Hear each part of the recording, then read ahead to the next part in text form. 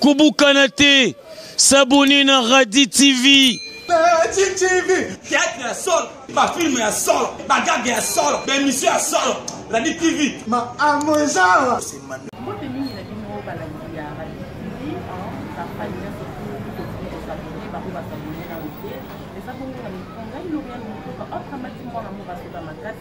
On a ma caméra et ça vous ressemble à ma caméra. Oui, on a un comprendre la vie de la narration qui sont là. Nous avons ensemble la bagarre de la caméra, qui vont image ciblée par rapport au Yaya Koko.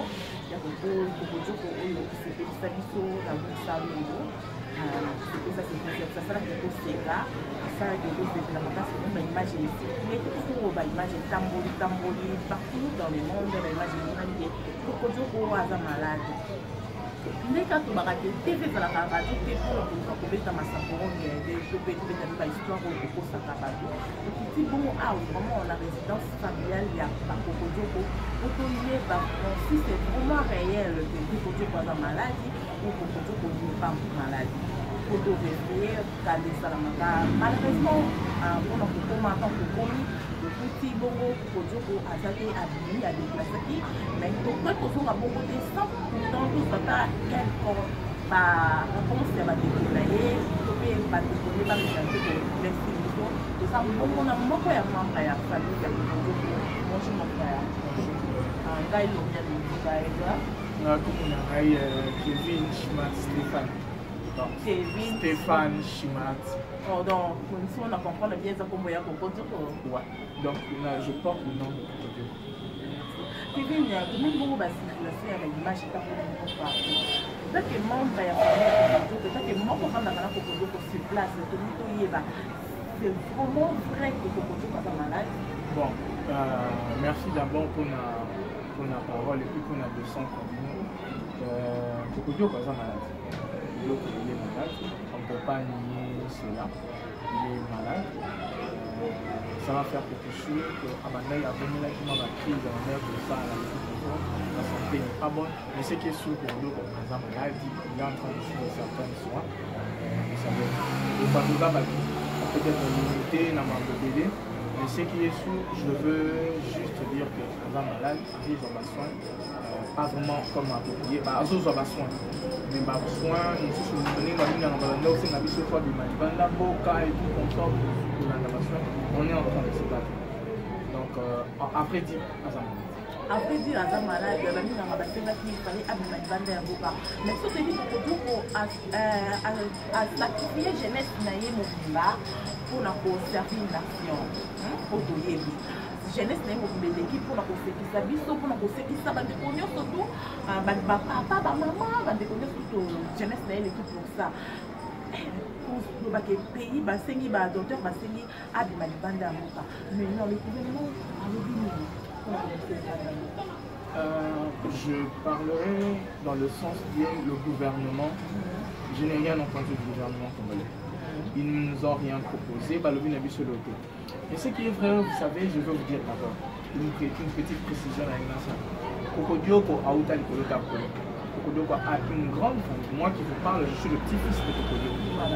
Donc, Koko Djoko a un bana Oya Bota, a un bana Bandeko. Je vais laisser mon premier fils, il y a Koko Djoko, il y a aussi le petit frère, il y a Koko sur la ville à l'émission, parce que Baza, la famille encore. Comment va papa Ola? Très bien. Voilà,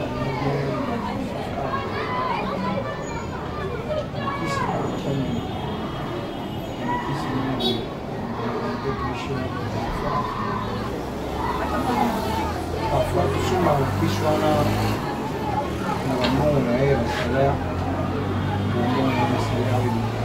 donc, RTT, le doigt continue à vous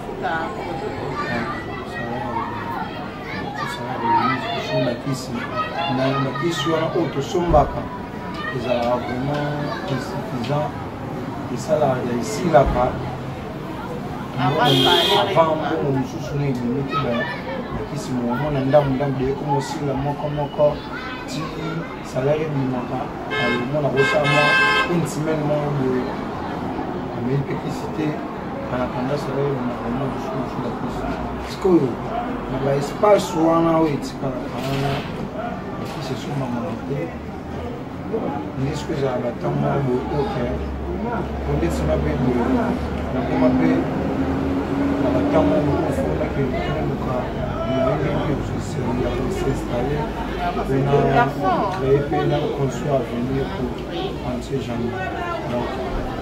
peut-être en rose à la pété à Zaïmon en là peut-être que je suis dans le temps où il a recevé la pousse à la campagne sur le roulement on a ressenti mon absence donc merci pour eux vraiment toi le temps de la famille parce que vous avez baillé dans un peu avant sur le cambré la chose moi ça va voilà on se met Tony omona yo kuna bafane makala bana bakoni ko senga na bakoni bon dernièrement on a on a bafane ya papa ezaki papa na biso ndio azamo azaye mo alinga batu oyo bazana sima yae okola ba support pour lier moko dans la rôle wala descendant bazana bana dans la nièce, dans la noko, dans la coco, donc papa a dit que nous avons ça a déjà été nous avons ce qui est l'eau batu oyo soutenir papa ce qui est l'eau fanatique papa na batu oyo basa encore en pousseur de soutenir va soutenir nous sala kala o papa na sala o na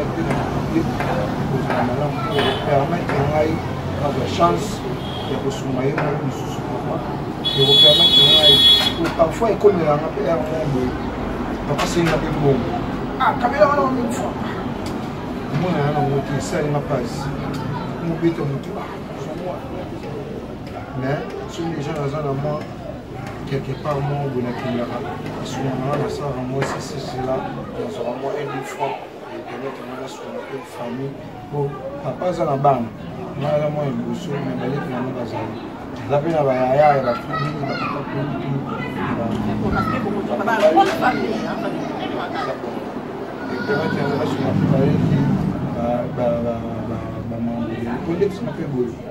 Il faut continuer les tirs de mon mais on a battu ça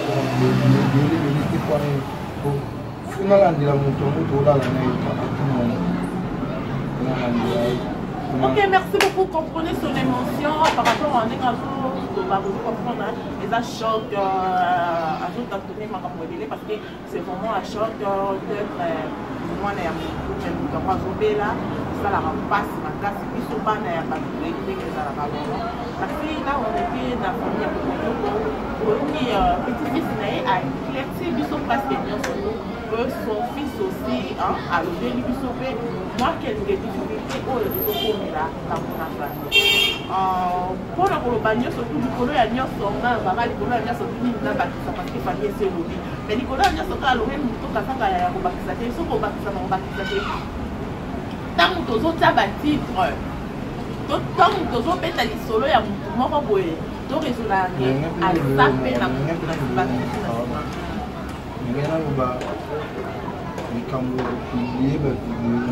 voilà yango mpe nazolobela kala